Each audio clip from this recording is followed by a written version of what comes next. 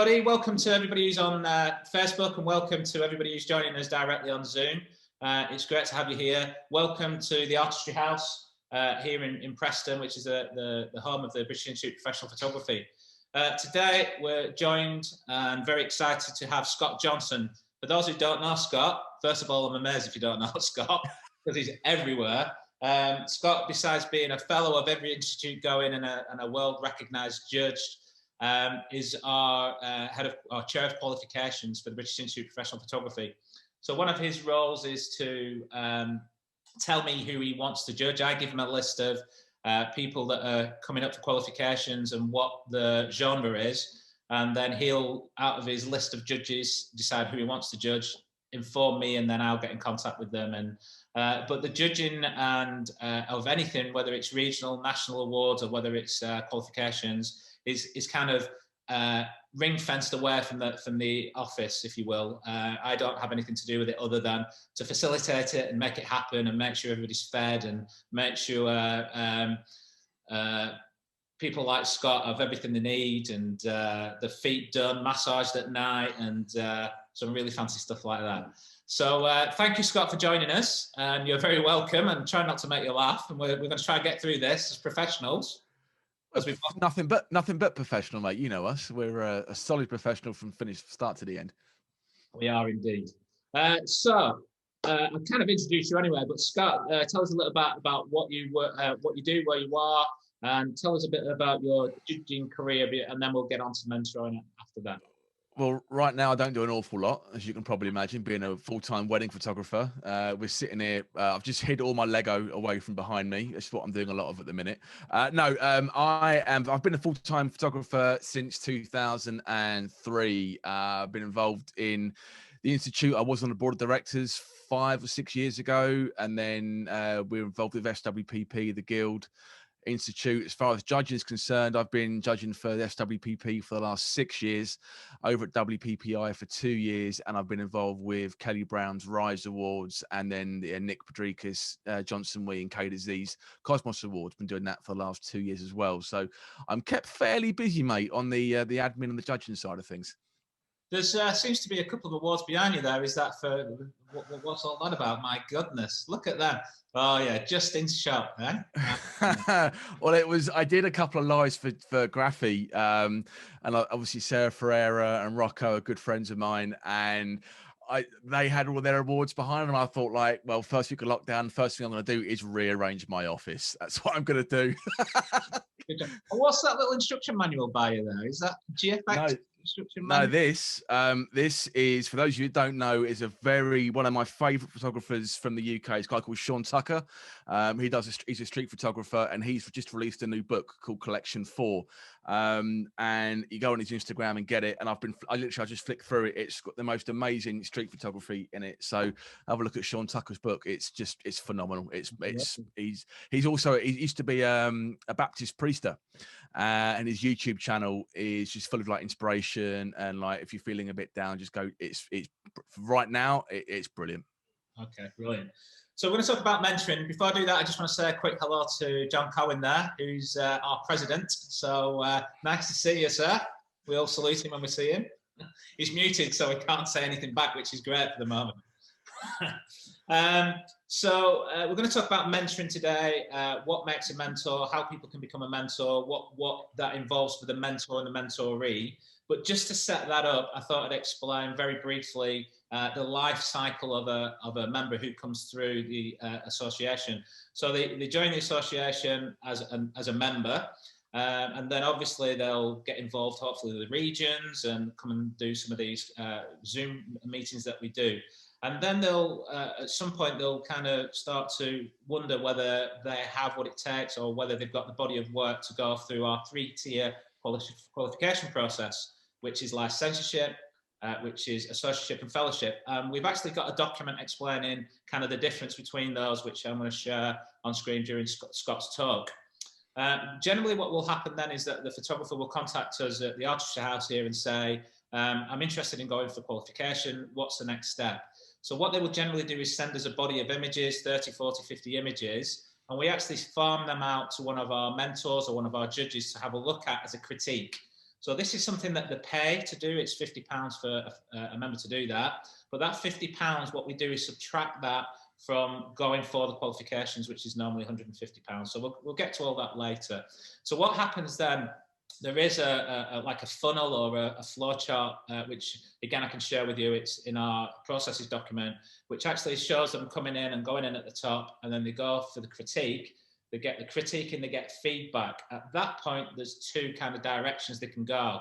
If they go to the right, it means that the person doing the critique has said, actually, you need to do some more work. These are your strengths, these are your weaknesses, but you need some training.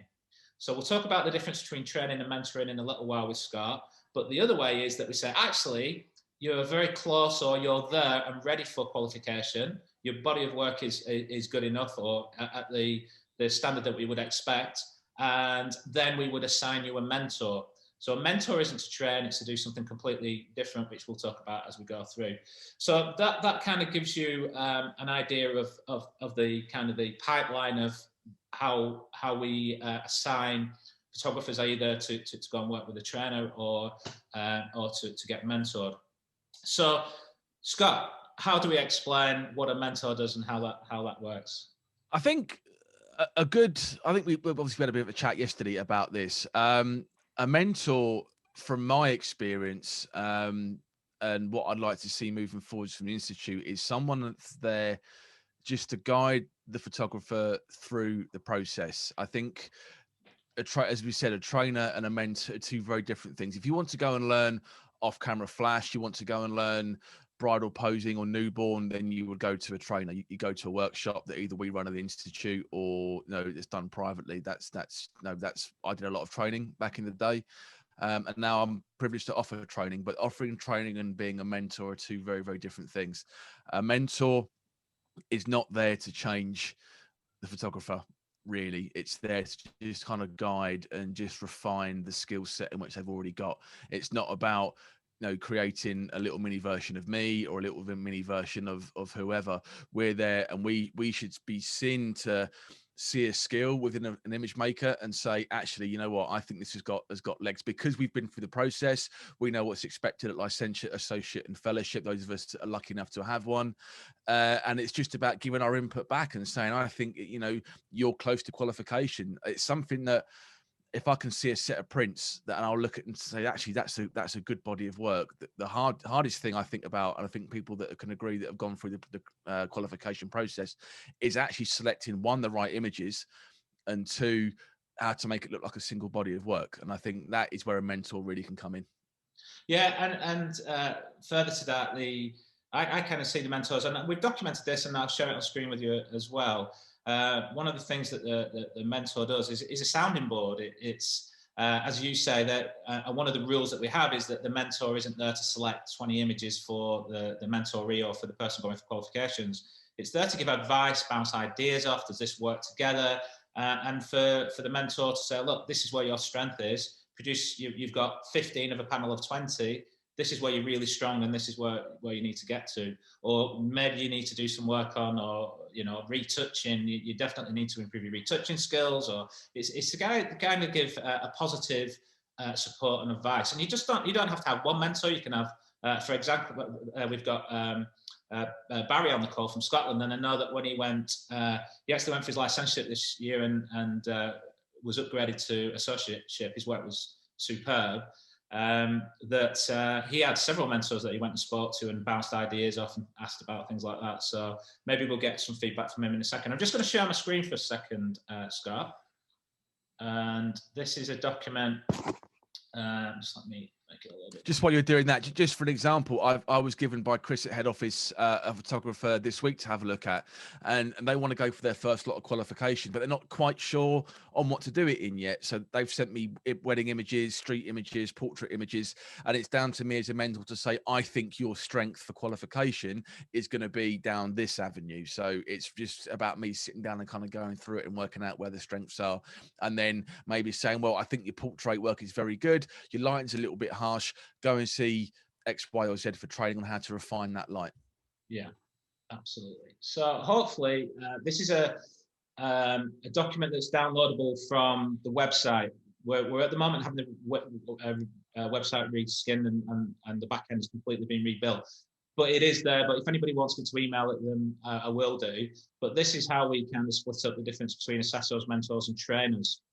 So there's kind of no ambiguity about it. So you can see, I'm not going to read through it, but you can see there that a mentor or an assessor is detailed here. And the bit that we're talking about here is the mentors. So the mentors, so everybody's aware, they actually give the time up for free, and where they're seen as giving back, and hopefully during their journey through qualifications they've had the same help.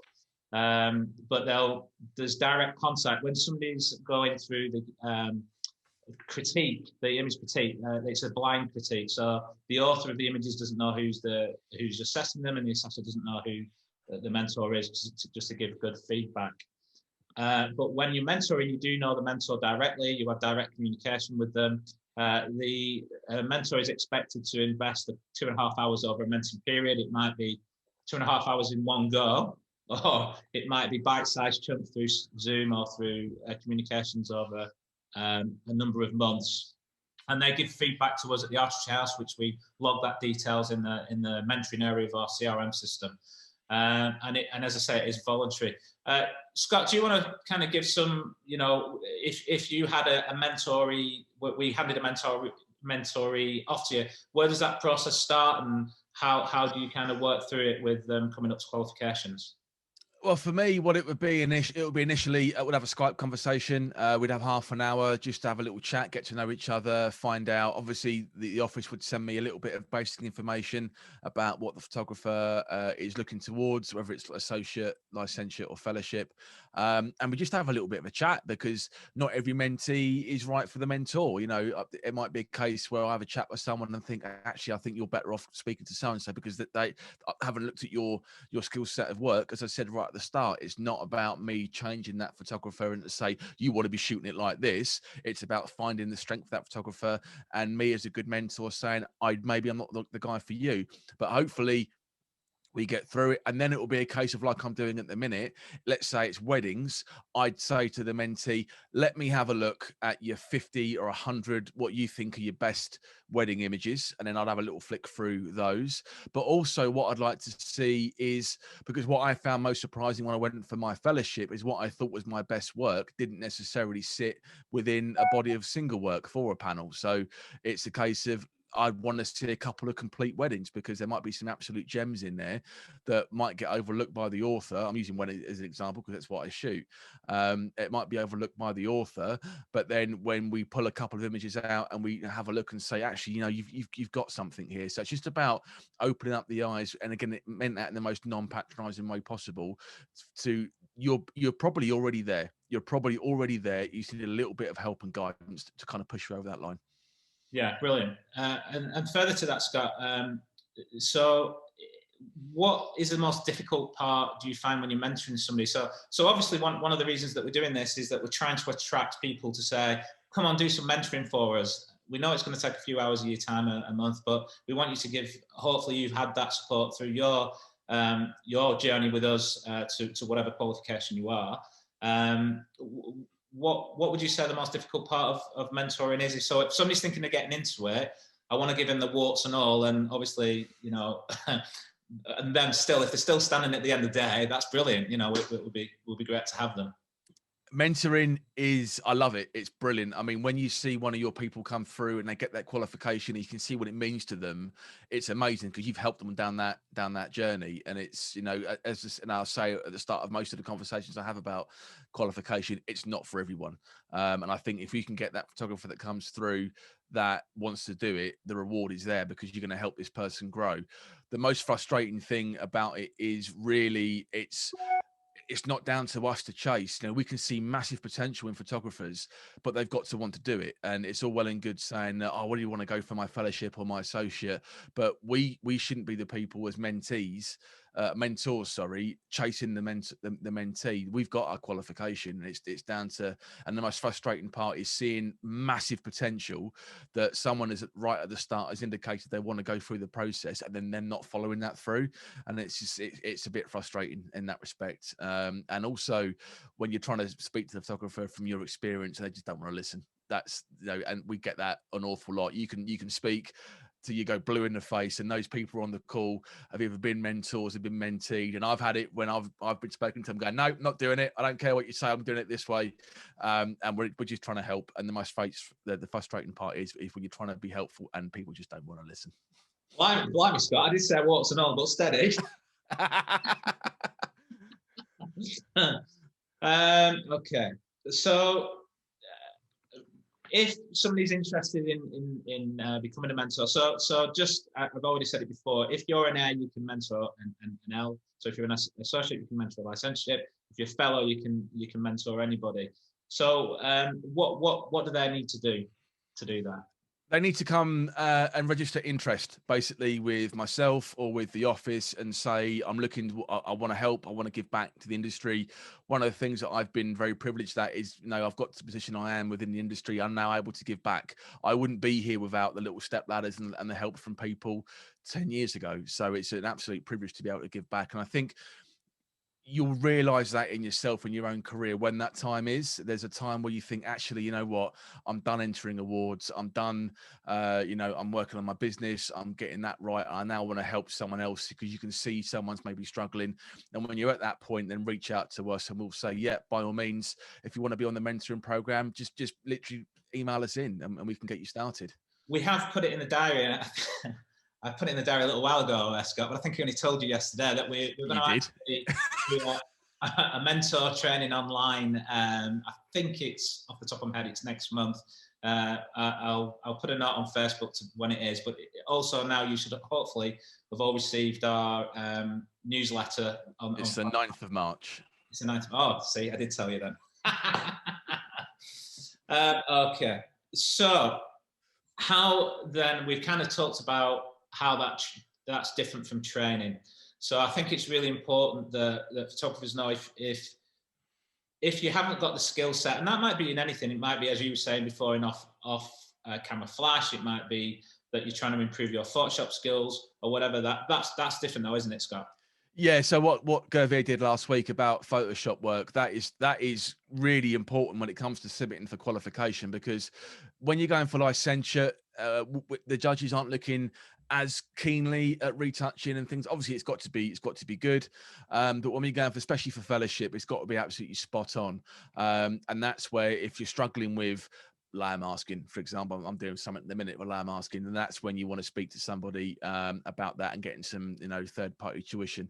But mentoring, as I say, that's just really purely for advice. And as you said right at the start, a sounding board, and it's for, I'm going to use Barry as an example. Barry, to say, I'm thinking about doing for weddings. What do you think? I'll go, actually, yeah, mate, actually, it's pretty good. You've probably got legs there. So it's not about refinement in your process, it's refinement about building a body of work together.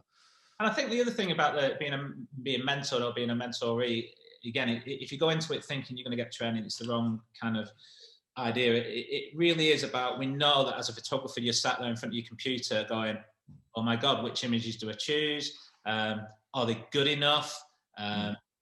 Will the judges notice this? Will the judges notice that? And it really is, it's a lonely, we say it about photographers all the time, that being a photographer, whether it's a portrait photographer, a commercial photographer, or whatever your genre of photography is, it can be a lonely world. And in the old days, photographers generally came through work experience, or they would work as an assistant for a number of years, and they could share all this. But to be honest, nowadays, it's people like us and the organisations that you get that support now from that you once did through working in a bigger business, which there aren't that many anymore. Okay, so we're going to talk about actual qualifications now, the difference between licentiate, associate and fellowship. And I know it sounds very simple, but people go, well, is my work good enough?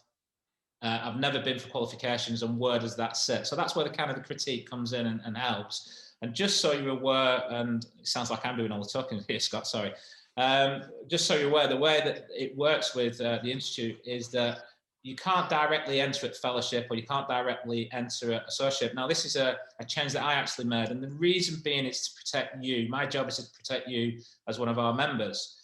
So the thing is that you're going to show your work to friends, you're going to show it to family, they're going to tell you you're the best photographer in the world, and you're going to think, I'm a fellow all day long.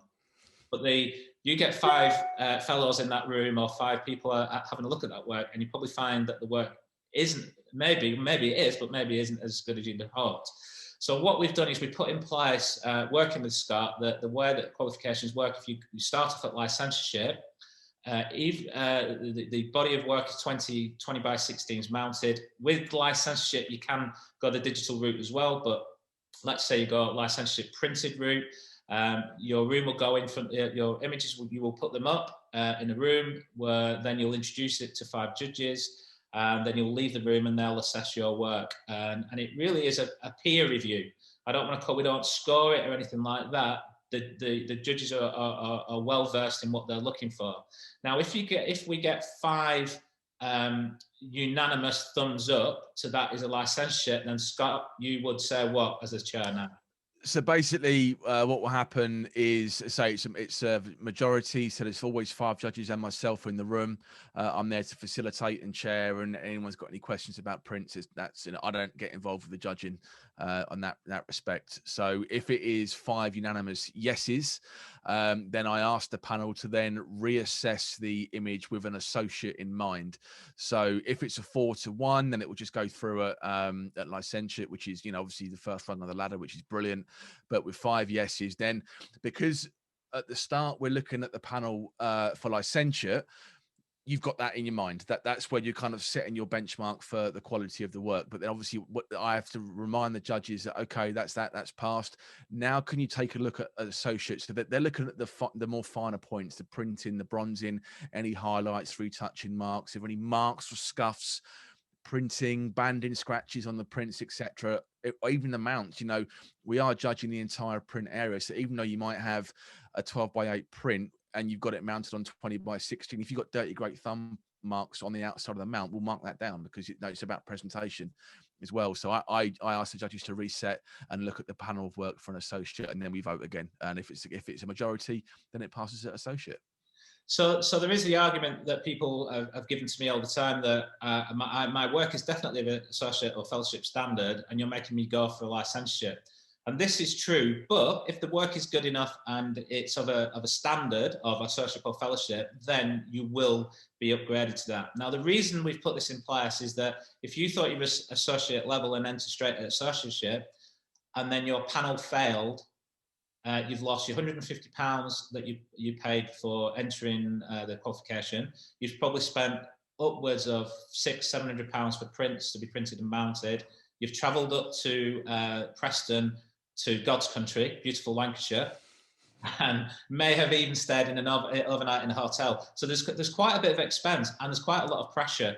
Now, the thing is, if you think you're an associate and your peers judge you not to be, then you've failed and you've lost all of that. But by saying that you have to start at licensure, if you get an associate or fellowship, I'm not saying it's a bonus, but it's a safety net, so you're not wasting your money. It's also about, and I hate, you go onto these reality TV shows, it's all about the journey, but it really is. It really is about, you'll look back. I look back at my licentiate and my associate panel and my fellowship panel, and you can see that the growth within the work. And hopefully when people have gone through that as well, they can see the improvement. They can see the quality of the retouch. They can see the quality of the print. They can see the presentation, the posing, the lighting, etc. All of that. And that's what we're robbing a lot of people by going straight to fellowship. You're robbing people of that process, because a lot about being a mentor is knowing what it takes to get to L, to get to A, and to get to F. And if you're going straight in at F, you don't really know what's going in at A, because it's about the journey from multiple different avenues rather than just the one of getting yourself to fellowship. Exactly. And just to give you some timings for people who are interested in how long it takes to go through this qualification process, I know people who've took a career to do it. They'll start off with a licensure and 20 years to get to fellowship. The fastest I'm aware it's been done is kind of an 18-month period from coming in at L to F, but that's kind of really going some. And generally, the rule of thumb is a couple of years between each of the qualifications. Now, if you're going for licensure, you can get associate. That's amazing and well done. But as Scott just said, partly it's about the journey. And I always remember somebody saying it's actually Paul Wilkinson, who's also a judge and a multiple fellow and a very experienced photographer, saying to me, no matter whether you're successful or not successful, because we haven't talked about being not successful, but even if you're successful or not successful at any of these qualifications, you'll come out of the process a better photographer than when you went into the process. And I think that's really important. And some of the best associates and some of the best fellows are the ones that weren't successful the very first time through. Yeah, no, I agree. We've had no, back in when I was judging before you guys took over, we had people that failed at associate and came back, and they're like, I'm going to prove you wrong. And I came back with such an amazing panel of work at associate and absolutely flew through. So you can kind of use that initial disappointment to kind of fire your creativity within you to basically come back and prove the judges wrong. That's what I would do. You know, Mark, I'm a little bit competitive when it comes to things like that. So to be honest. And like, I love proving people wrong. So I've been very fortunate. All my panels that I put in were successful, but I know there's good friends of mine that have not been successful, and I know for a fact they're going to come back with an astonishing set of images, and I can't wait to see it. Yeah. Scott, just speaking of which, we had the last qualifications, and just to show you, I mean, one of our friends who went for the fellowship this time who failed. And that must be difficult for the judges, because I know 3 of the judges were quite friendly. They'd never mentored this person, and I won't say who it was, but it's a friend, and that must be a difficult thing to do. But secondly, it's fair to say that if on the judging panel, we always have a spur judge, and we rotate the judges. If one of the applicants for a qualification comes through and they've been mentored by one of the judges, the judge has to step down. And we had a situation the last judging where we had to have 2 judges step down, which luckily we had enough people to judge there. So this is another absolutely set in stone thing that we've agreed, Scott, that must happen. We can't have somebody in the room, even in the room, if they've been mentored by that person. I want them out the building, mate. I want them standing in the rain in the park. It's just, no, I'm joking. We have to be transparent. We have to be, it's about the integrity of the institute, integrity of the judging process. We can't have any influence in the room whatsoever. So we have to be, so we need to know, both myself and you, we ask when people are going in for qualification, have you had any mentoring, and who is it if you have, which is fine. You can have whatever mentoring you like, but we have to make sure from an institute point of view that person is nowhere near the room at any point during the process, because we have it to be fair, we have it to be absolutely see-through, transparent, because we're all accountable. I'm accountable, you're accountable, the institute's accountable. What we don't want is any grey areas where, oh, they only got it because so-and-so was in the room, and we can't have it. No, and we won't. I'm just going to show my screen again with another document. This is the difference between the qualifications, so licenseship, associate and fellowship. And maybe Scott, you can talk us through it. Just give me a second to do that. All right, good, awesome. That's just pretty much in a nutshell. Can you see that? Can everybody see my screen? I hope. Give us a nod. Thanks, John. So first of all, there are some kind of stipulations about going for you must be a member of the British. I know that sounds ridiculous, but you've got to be a member of the British Institute of Professional Photography. You must learn a living through the creative media with a professional organisation.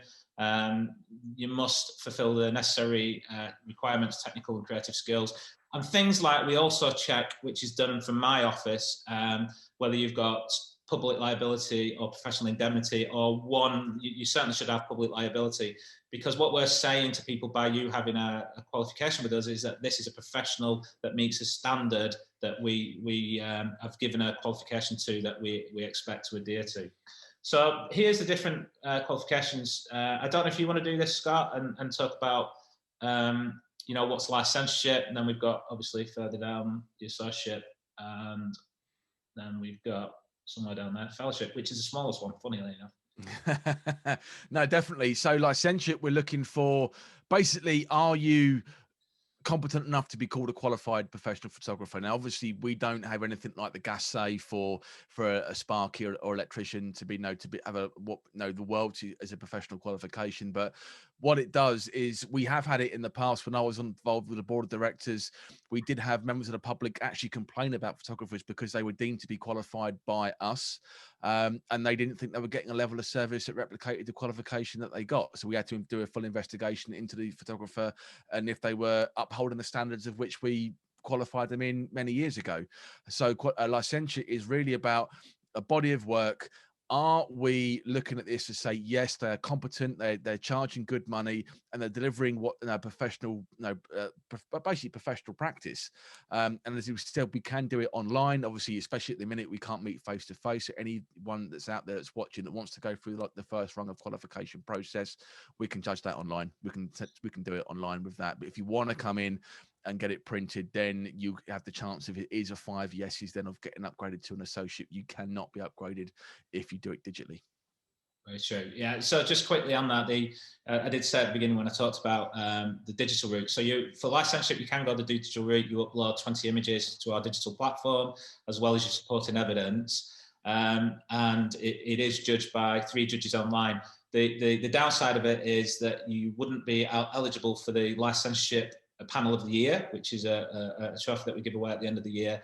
And as Scott's just explained there, you unfortunately won't be eligible to be upgraded because there has to be 5 judges to be able to do that. So as it says here, show consistent professional levels of skill, to have the insurance that we've talked about, show that you understand lighting, posing, and the genre you're in.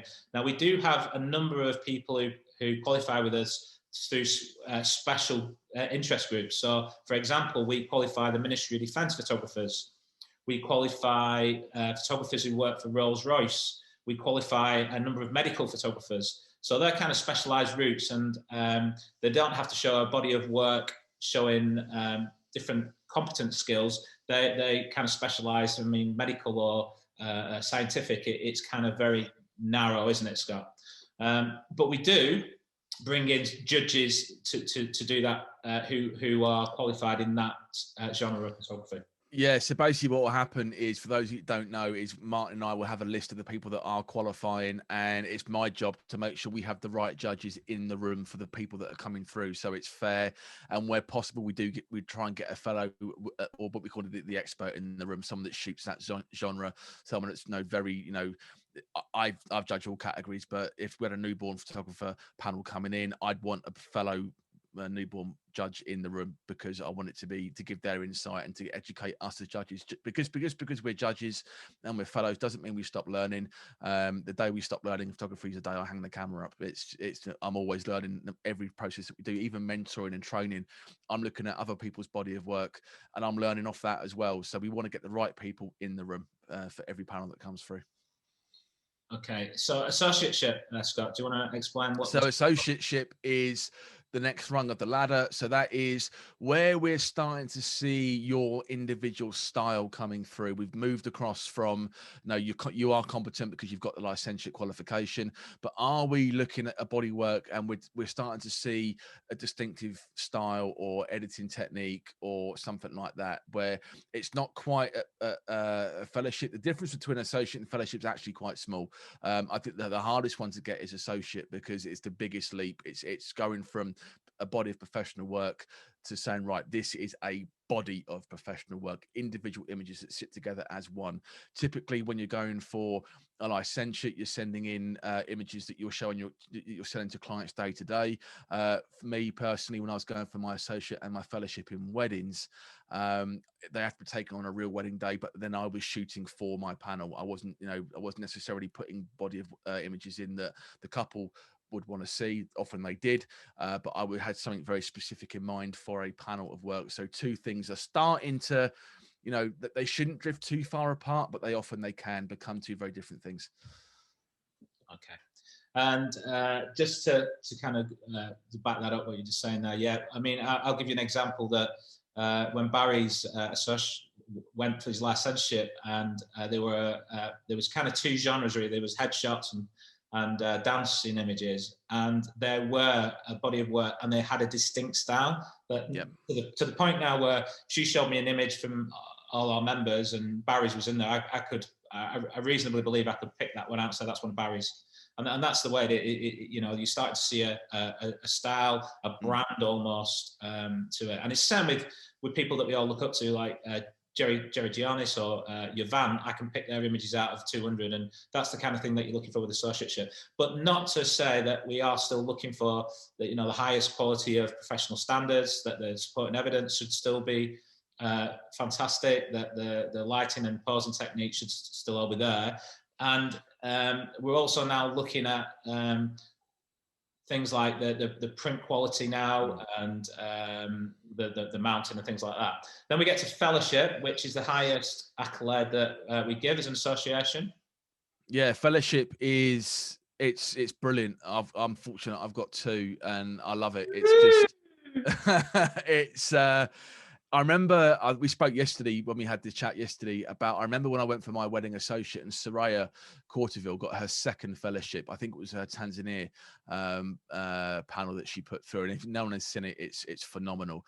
And I remember the buzz in the office, and it was like, oh my God, Soraya's got a second fellowship. And all of a sudden the energy in the whole place just was lifted. And that's what we've got to try and get back to. This is the pinnacle, guys. There's, you know, there's not many people that get it. It's very hard to get, because it's hard to get, people often give up doing it. I remember going back, I did karate. There was the amount of people that stopped at brown belt, because that gap between brown and black belt is the longest wait, because you have to wait 3 years rather than just every 6 months to grade. And people just wanted it and they'd give up. And I think it when you get it, it shows that you're committed. It shows that your heart, you know what you're doing. And as Martin said, you can pick out, you know, my work, Dave Stanbury's work, David Wilkinson's, Soraya's, and say, that's a Soraya Corteville picture, because they've got their fellowship and they've got their individual stamp on this body of work. And I love it. I love it. It's brilliant. As I said, it's not for everyone, but those that want it, don't stop, go get it.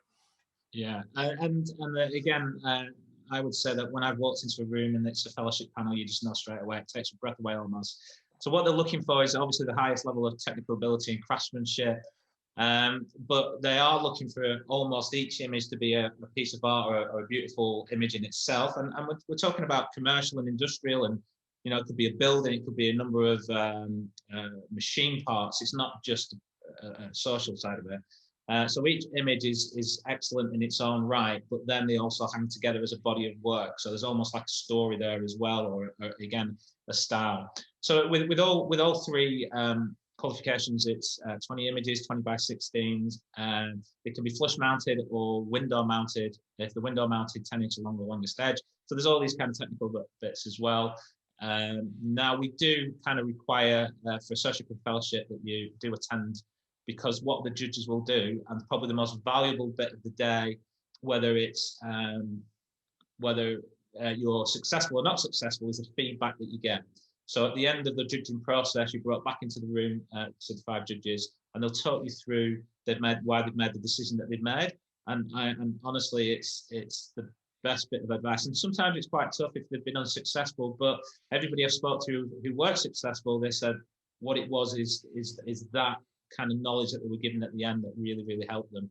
And we're not there to fail people. We're there to help, hopefully get people to pass. And part of that, coming back round, is that we certainly found with the last qualifications, or the last 2 qualifications, that people who had mentors were more successful than the people who hadn't got mentors. Would you agree, Scott? I would 100% agree. I think if you're going for a licentiate, then you could probably do that without a mentor, if you want my honest opinion. If you're making good money and level, but if you want a chance for it to be upgraded, then I would definitely go down the mentoring route. It was night and day, those that had mentors and those that didn't, on the qualification day.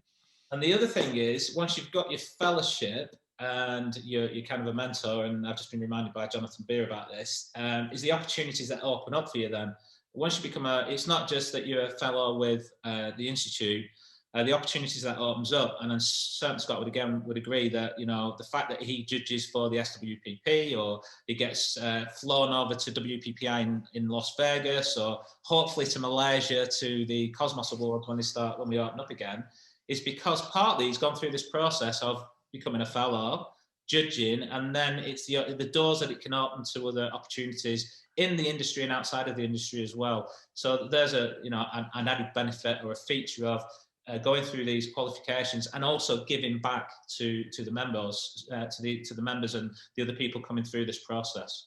I knew my outcome. I think I started going to the SWPP convention 12 years ago, and that's where it all started. And I knew I wanted to speak, I wanted to judge, and I knew what I had to do that. And that meant going through the qualification process. And I literally wouldn't be sitting here without going through that journey. I'm the luckiest. I've not done a day's work in 16 years. This is I'm on a break from work. This has been brilliant. I've been nicking a living since 2006, mate. It's what I've been doing. It's but without doing the process, you know, I've made some of my best friends in the industry. I've made through, you know, judging and sitting in a room of people and speaking at events around the world. And, you know, to do that, you need to jump through the qualification. You don't have to, you know, plenty of my friends are speaking that aren't qualified, but it does certainly help get you noticed. Yeah, yeah. And you say about meeting friends and stuff, which is true. And then there's Dev Stanbury as well, of course. You have to. Brilliant, Scott. So I guess I'm gonna open it up to everybody else who's on the Zoom. I've got a borrowed laptop because I've left mine at home, so I usually have two screens so I could see what was going on Facebook. So if anybody's got any questions, they want to stick it in the chat, or if they want to unmute yourself, or if anybody's got any comments, please do. I can hear somebody unmuting themselves. Who's that? Anybody? Oh, we got a hand up. Eric. We got Eric. Oh, right. First of all, let me apologize for arriving late. Let me apologize for having disappeared with somebody who delivered something that's not to me. So I've completely lost the plot a bit. I've got a very much more wide-ranging inquiry. As a professional member, I started photography and I got into video, and that's where my associateship is. But that's now quite history. So in the current climate, I'm reinventing myself, probably going back to photography. My associateship won't necessarily cover for being photography, whether it's industrial, whether it's wedding, whatever. But I'm a bit like you, Scott, in the sense that I've got somebody I am mentoring. I've voluntarily done it. Now this could open up a whole can of worms, a whole conversation that's probably not best on this particular forum today. But this is what caught my eye to come and listen. A young lady who's really, I think, quite talented, started photography, and she does very well, forgive me, in the camera club. But apart from that, other people recognize it too. So I've mentored her into video, into production, and she's trying to decide herself whether she goes back to concentrate on stills, because I've explained the complete difference in physiology about competing for professionally as a photographer. That's one market. Video and or production, call it that way, was film obviously, is another. How you think, how you work, how you light it, how you etc., storytell. So my question really is, would it be worth my while following up with you later at another stage to know what a mentor is going to offer a mentoree, and then in turn what the professional body like this would offer her as towards what you were talking about, licentiateship, in whatever area she wants to consider, and probably not the video oblique. But what I'm finding is, just to finish that circle of conversation, what I'm finding is I'm now not qualified to talk about retouching software, Photoshop, Lightroom, etc. I'm having to learn that. In fact, I'm learning it more from her than I'm learning from anybody else. So it's a younger generation thing. So I've got, there's three areas. One is my suggestion of where I stand as a mentor, potentially. Secondly, how somebody else should join the industry and get the mentoring, or be supported by a mentor, and then how they would work approaching the professional body. But don't let this take out everybody else's. Eric, I'll answer that very quickly. I guess. As far as where you stand as a mentor, then just give me a call and we'll talk about your experience and where you are at the office. If you call me at the Artistry House, and we'll have a chat about that. As far as mentoring somebody who, it sounds like this person is quite interested in photography and getting into it, which is great. And I think as a body, as a industry, we should encourage as many people as we can. We're working with some other bodies doing a trailblazer course that will get people on to become assistants, and we're looking at becoming an assessor with off-quote.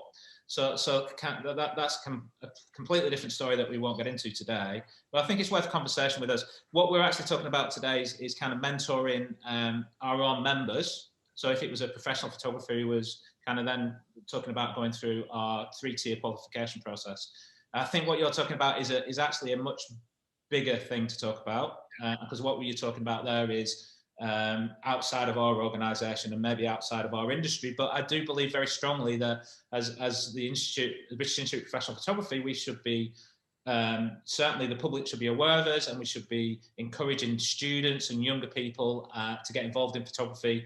And whether we pick them up from a commercial point of view, whether we pick them up later in their journey through a career, then that's something different. We are involved with quite a few universities, and we kind of reciprocate the licentiate qualification when people go through the BA in photography. But I'd also like us at some point when we're big enough again, and when we have the resources to, be talking to children in high schools and colleges who are doing photography courses, and maybe offer some kind of a process, not a professional qualification, but some kind of, this is kind of blue, thinking a couple of years ahead from where we are now, but certainly give us a call and we'll have a conversation. We'll talk about you in particular, because that kind of a very specific, I think that's a very specific conversation. Is that all right, Eric? Yeah, no, that's fine. That was what originally I was going to do before I came on here. I thought, would this suit me? And it did. What I managed to pick up there, and it's meeting other people. And that's the help I got when I started photography as well. When I first came to London, I remember and went through all that, etc. So, colleges and qualifications and the professionalism is recognized, and then you reach a plateau professionally when you're working, and you're known in the business, the industry. Then I suddenly realized that I could reinvent myself, and I don't need to say, "Oh, I am professional." You know that anyway. It's for the years that you put into it. But the learning curve is one thing. The actual, I'll call it qualification for it to be recognized for a younger person is much more challenging. Yeah. Anybody else got any? Excuse me. You carry on. Yeah. Sorry, Scott. You're saying something then? I think Phil's got his hand up. Hi.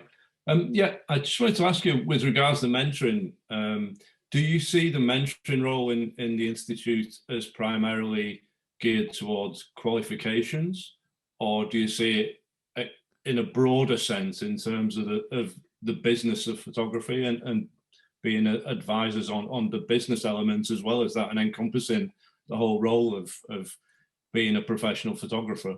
Sorry, mate. No, it's your mate. What am I talking? I think along the yes, both. Yeah, I think so. I think obviously we have to try, and if you're going through the photography aspect, then obviously we'd like to qualify you to go through that so that help your photography. But again, there's a lot of people that have been in business many years that have survived recessions and maybe not a pandemic, but I like to think in 10 years time, if we're all still doing this and mentoring them, people that are coming through that started their business in 4 years time, when this is all over, we can help a business experience. During this pandemic, we did this to survive, and we're all learning at the minute. And but then it's not for me to tell you how to run your business, like much it isn't for you to tell me how to run my business. But we could certainly advise you as far as costing goes, and maybe strategies and how to do things like that. But I think that's really undervalued in a way, because I've had free business mentoring from an organisation called the Business Growth Hub, which is government funded, and they have about 170. At least they're funding something in photography. 170. It's nothing to do with photography. I think that's the beauty of it. It's sort of just 170 mentors that are available to businesses in Greater Manchester. So I actually was given a business mentor who was a photographer. It just so happened that we were the right fit. And I think we didn't, like you said earlier, Martin and Scott, it's not about discussing technique or practical elements of doing the actual day job. It's more the generic business advice and experiences that you can share. And I think that's underused in with the Institute. Yeah, Phil, can I give you my feedback on that? I think the mentoring that I'm specifically talking about today is about, yes, you're right, going for qualifications. But I think the other things that we do within the organisation at the Institute, I see, is the other kind of Zoom meetings that we have and the kind of little get-togethers. I mean, sipping with Steve on a Thursday morning, I think is brilliant.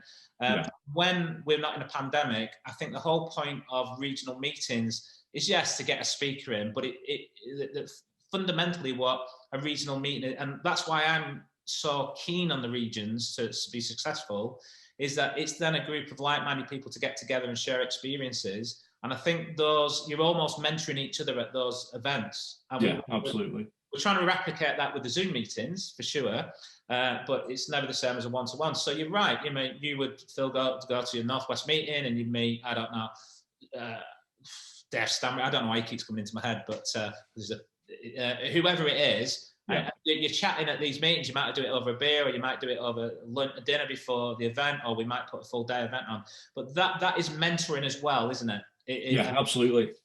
And of course, we do try and cover in all our Zoom meetings and all our training, we try and cover every aspect, whether it's all types of different photography. I mean, we've got somebody talking about food photography next week.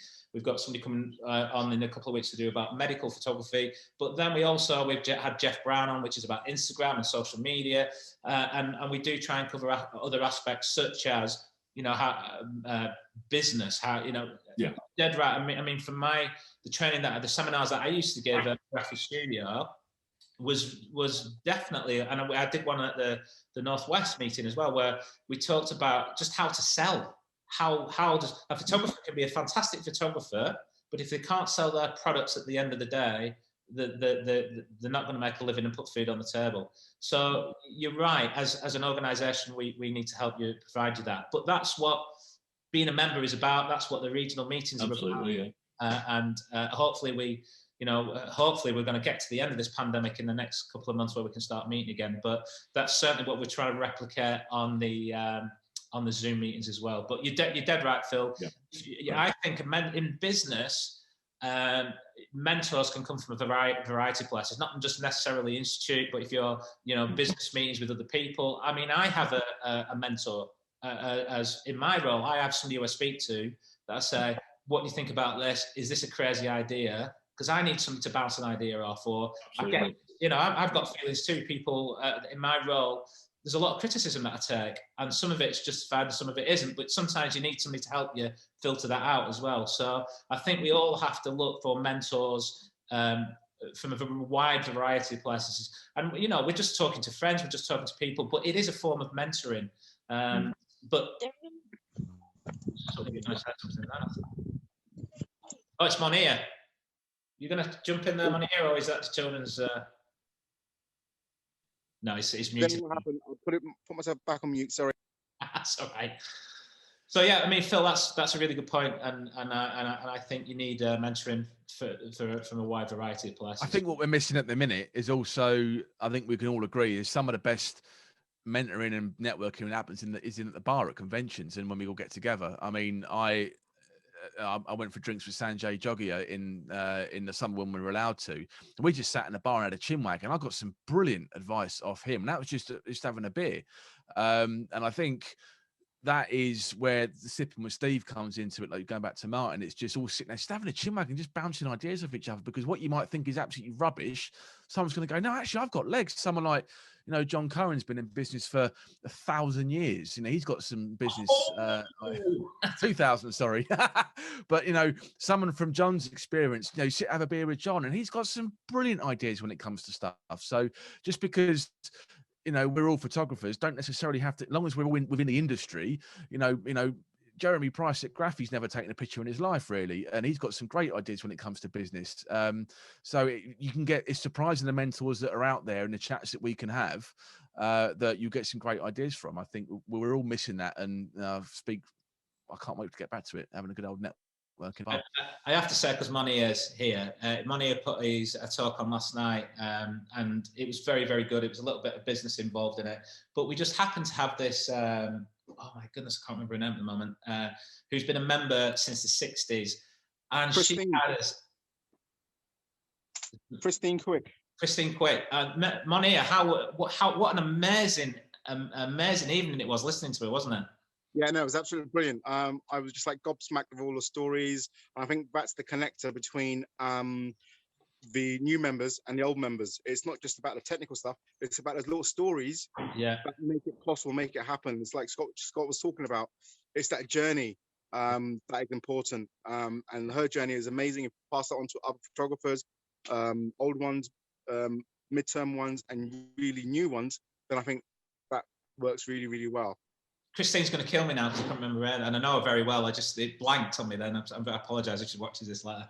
Right, ladies and gents, we've done an hour, and I know that I'm going to say we're all that busy. Well, we are busy, but I'm not taking pictures, unfortunately. If anybody wants any of the documents, just let me know. I'll stick them on Facebook actually as soon as we finish this. I want to thank the people who've joined us on Zoom, and also I've just had a look on my phone. There's quite a few watching on Facebook as well, and just see if there's any questions from any of those. Ross was telling us about he had a love-hate relationship with his associate panel when he went for his an amazing photographer as well. He's and who else we got on here? Great book, Scott, the Sean Tucker book. Thanks for that. Yeah, it's brilliant, and he's phenomenal. I think in times like this, he's got some very, very wise words. That man, he's a genius. Jules Barnes, Jules Hunter, sorry. Hi, Jules. And John and Sandra Paris. Love you guys. I hope the snow's cleared up there in Scotland. Right. Well, thank you very much, everybody. Thanks to our president for joining us, John Cohen. Scott, thanks for an amazing talk again. A pleasure, mate. Nice to see you. See you there. Thank you, everybody. And we're going to put this recording out in a couple of weeks if you want to re-watch it. So. And if you've got any questions about being a mentor, just email myself or Martin, and then we'll get the ball rolling. We need good mentors. We've got a lot of people wanting to qualify, and there's not enough people going to help take you through the process. So if you're really interested, just reach out, and we'll have a chat and get the ball rolling. Yeah, brilliant. Okay, everybody, thank you very much. Have a great day.